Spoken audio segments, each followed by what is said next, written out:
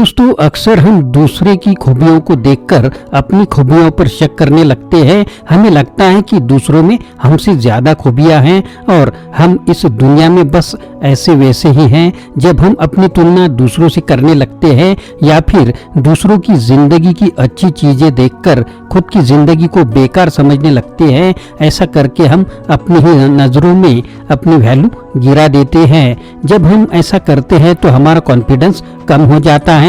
हम खुद को एक नकारा और हारा हुआ इंसान समझने लगते हैं। हम ये सोचने लगते हैं कि हम अपनी जिंदगी में बेकार की ही चीजें कर रहे हैं और जो दूसरे कर रहे हैं वही सही है। आज की मोटिवेशनल वीडियो आपको यह सिखाएगी कि इस दुनिया में सबकी कुछ न कुछ वैल्यू है, ना ही किसी की जिंदगी बेकार है और ना ही कोई व्यक्ति बेकार है। ये मोटिवेशनल कहानियाँ आपको खुद की वैल्यू करना सिखाएगी। तो दोस्तों, इस हिंदी स्टोरी में मैं आपको कुछ इम्पोर्टेंट बातें समझाने वाला हूँ, बताने वाला हूँ। तो दोस्तों, अगर आप चैनल पर नए हैं तो चैनल को सब्सक्राइब करना ना भूले। तो एक एक पॉइंट ध्यान से सुनिए।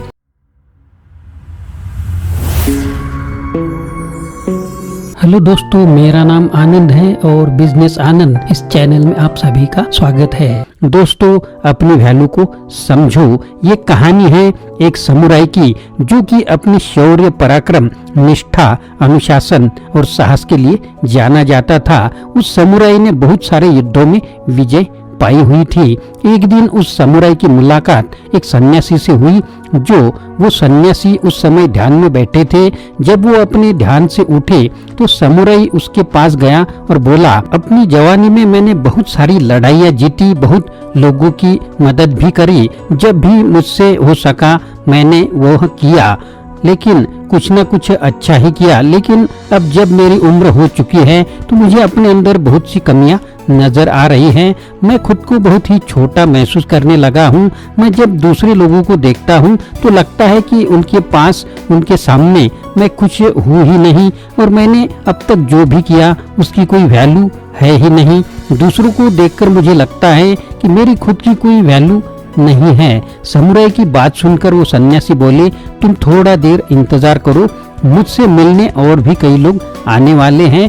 मैं पहले उनकी समस्या सुन लेता हूँ, उसके बाद में तुम्हारी समस्या का समाधान देता हूँ। ऐसा कहकर वो चले गए। समुराई उनका इंतजार करता रहा और इंतजार करते करते दिन से रात हो गई। धीरे धीरे सब लोग भी चले गए। समुराई सन्यासी के पास गया और बोला, क्या अब आपके पास मेरे लिए समय है? सन्यासी बोले, तुम मेरे साथ चलो, मैं तुम्हें कुछ दिखाना चाहता हूँ। रात के अंधेरे में, चांद की रोशनी में बाहर का माहौल एकदम शांत था। सब कुछ बड़ा मोहक लग रहा था। आसमान की तरफ इशारा करते हुए सन्यासी ने समुराई से कहा, तुम चांद को देख रहे हो, वो कितना खूबसूरत है। वो सारी रात यूं ही अपनी चमक बिखेरता रहता है, लेकिन कल जब सुबह होगी और सूरज निकल जाएगा, सूरज की रोशनी इस चांद से ज्यादा तेज होगी, जिसकी वजह से हम पेड़ों, पहाड़ों और पूरी प्रकृति को साफ साफ देख पाएंगे। मेरा मानना है कि हमें इस चांद की जरूरत ही नहीं है, उसका अस्तित्व ही बेकार है। सूरज इससे कहीं ज्यादा बेहतर है। चांद नहीं भी होगा तो हमें ज्यादा फर्क नहीं पड़ेगा। सन्यासी की बातें सुनकर समुराई बीच में ही बोल पड़ा, यह आप क्या कह रहे हैं? ऐसा नहीं है, चांद और सूरज बिल्कुल अलग अलग हैं। दोनों की अपनी अपनी वैल्यू अलग अलग है। आप ऐसी तुलना नहीं कर सकते। दोस्तों, इस संसार में हर व्यक्ति की अपनी एक उपयोगिता है। सीख हमें क्या मिलती है इस कहानी से? तो दोस्तों, इस संसार में हर व्यक्ति की अपनी एक उपयोगिता है। हमारी नज़र में भले कि कोई इंसान, व्यक्ति बेकार हो, निकम्मा हो, लेकिन किसी की जिंदगी में या किसी काम में उस व्यक्ति की अपनी एक अलग उपयोगिता होगी।